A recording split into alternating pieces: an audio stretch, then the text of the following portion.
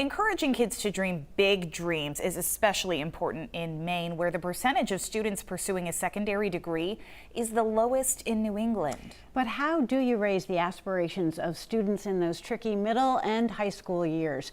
It can start with something as simple as an afternoon paddle on a beautiful pond. How many do we need? 6, okay. It's a safety thing.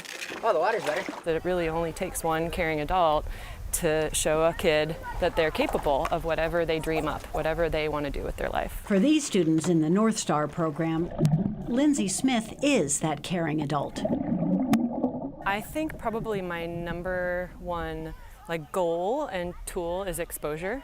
So just exposing them to new people, new things, new places, all of that. She is the director of North Star, one of 6 programs that make up the Lerner Foundation's Aspirations Incubator.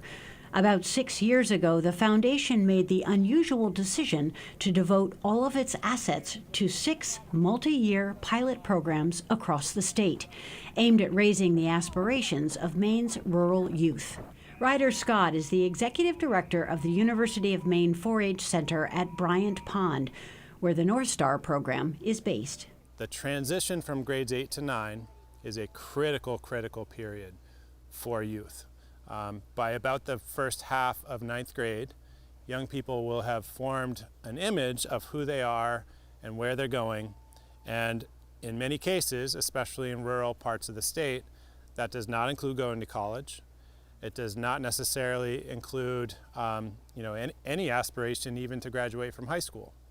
And so that's exactly the problem that the Aspirations Incubator is intended to solve.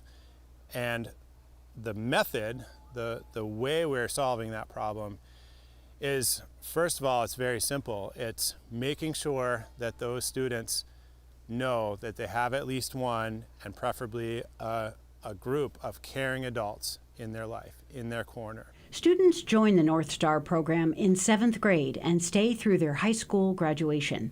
Lindsay gets 6 years to be there for these kids and oversee expeditions, volunteer opportunities, community engagement, and visits to college campuses with them, things they might not get to do if they weren't part of North Star. I always get to talk to her, if we go skiing or something, and on the chairlifts we talk a lot, and usually and she lets us have one-on-one time a lot, so it's really good to have someone there except for my parents. 2, 1. I think the exposure piece is huge, and the support system, the relationships. So just getting them out and getting them into new environments as often as we possibly can, and getting them comfortable in their own skin in new environments, I guess is really the key point to that. Our North Star students know that Lindsay knows who they are, knows their story, knows their struggles and their triumphs, and that she cares. She's there for them. She literally shows up for them in their lives. I take it as a safe haven.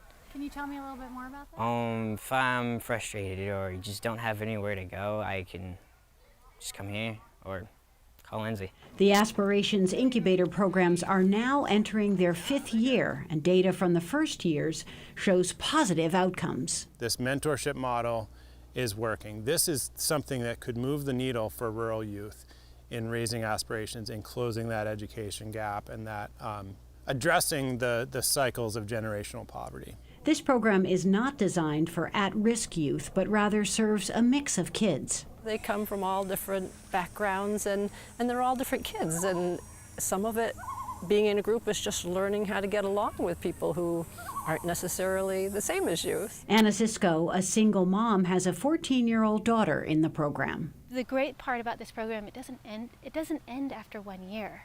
It continues. Perhaps when she's done with her school years here, that she will have, she'll have something strong and confidence boosting, and also just she's got a bit of an army she can call on or look back on and be inspired by. Our kids are in North Star, part of the Aspirations Incubator, because they want to be, because they feel a sense of belonging. Along the way, the subtle progression, the thought process behind the program development leads them to the conclusion, ideally, yes, I can go to college. Yes, I can aspire to something something great. I guess that no matter what they do, because aspirations look different for everyone, but no matter what path they choose, that they feel supported, that they can encourage and support others, and that they can fit into their life goals, by being able to be good citizens wherever they live, being able to find community. That's really my ultimate goal, is that, they have the lives that they really want, that they've dreamed up, because they know they can do it. Now, the first group of students who became part of the Aspirations Incubator are now entering their junior year, which will be their 5th year as part of North Star. The Lerner Foundation hopes this work will lay the foundation for more programs like these to be available to a larger population of Maine students. I think it's great that they're out on the water, they're doing things outside of school. Right. And a couple of the kids in the group said to me that they wouldn't have tried paddleboarding or thought to try paddleboarding, and that was just one of the many adventures that North Star offers to the kids. But they all just, barreled into the pond on a beautiful day, and we were lucky enough to get out there in a canoe and take some video of it as well. So it was really lovely, and the kids had such great things to say about the program that they're in. So it was really a nice afternoon. Good stuff. All right, thanks, Peg.